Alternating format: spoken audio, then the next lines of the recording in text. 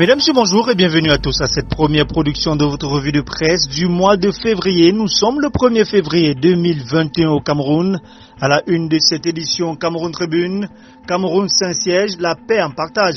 Vendredi dernier au Palais de l'Unité, le président de la République Paul Biya et le cardinal Pietro Parolin, secrétaire d'État près du Saint-Siège, ont discuté de sujets d'intérêt commun et de la situation dans la région de crise. Hier, le légat du pape François, en visite au Cameroun jusqu'à mercredi, était à Bamenda pour la remise du pallium à l'archevêque Monseigneur Andrew Keya.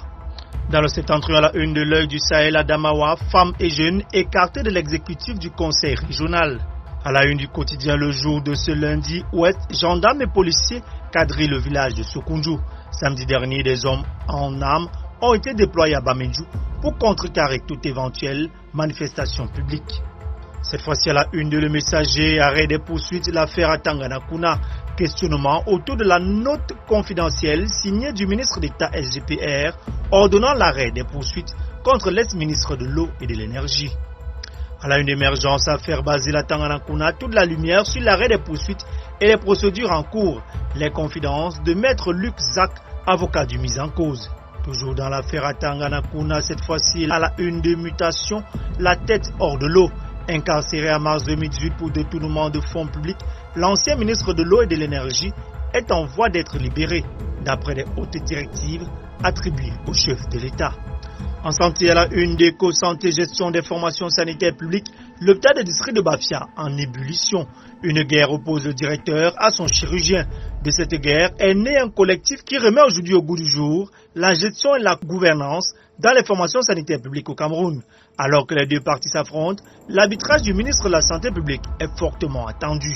Toujours en santé à la une d'Éco-Santé de la page 6 à la page 7, Programme national de lutte contre le paludisme, les partenaires se concertent. La secrétaire permanente du Programme national de lutte contre le paludisme PNLP, le docteur Dorothy Achofossa, a présidé une réunion de coordination des partenaires du PNLP le jeudi 28 janvier 2021 à Yaoundé. Ce fut l'occasion pour ces experts d'identifier et de promouvoir des stratégies et approches concertées et de partager des expériences en vue d'atteindre les cibles des objectifs du millénaire pour le développement et de faire reculer le paludisme. À la une de l'anecdote, toujours en santé, lutte contre le Covid-19, comment le gouvernement veut imposer le vaccin. Malgré le succès des thérapies et protocoles traditionnels locaux dans la lutte contre le coronavirus au Cameroun et les félicitations de l'Organisation mondiale de la santé quant à la résilience que le pays a démontrée face à la propagation de la pandémie sur son sol et sa stratégie de riposte contre les cas de cette maladie planétaire, les autorités, au mépris des performances sanitaires, envisagent un passage en force pour l'introduction du vaccin au Cameroun. Parlons de toute autre chose à présent, la une de Le Messager à la page 7, hécatombe de Tchan, confidence du chauffeur du bus au volant du véhicule de transport en commun dans lequel sont mortes, calcinées, plus de 50 personnes. Il se met à table. Le quotidien national Cameroun Tribune parle de lèpre cette fois-ci, malade de lèpre, le geste de cœur du CIRAC.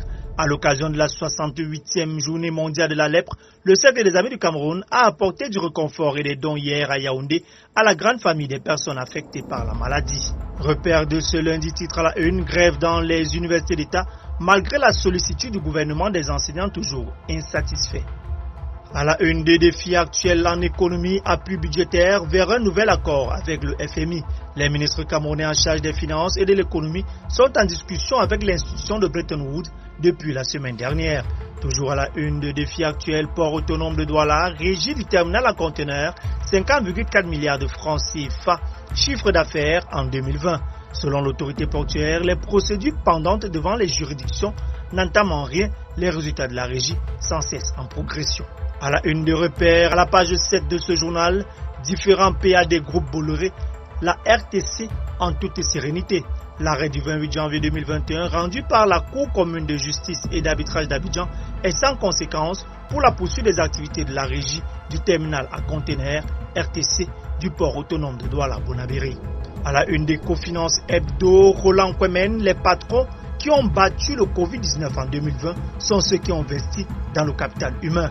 Le chairman de Go Ahead Africa explique pourquoi les leaders, managers et entrepreneurs camerounais doivent absolument se réinventer en cette période de crise après une année 2020 vécue à l'ombre de la Covid-19 pour ne pas mourir. Enquête SICAM à l'agonie. Une dette en augmentation de plus de 50% en un an, vétusté des machines, arrêt des activités à l'usine de Garoua, incertitude sur la production des pannes du 8 mars et du 1er mai.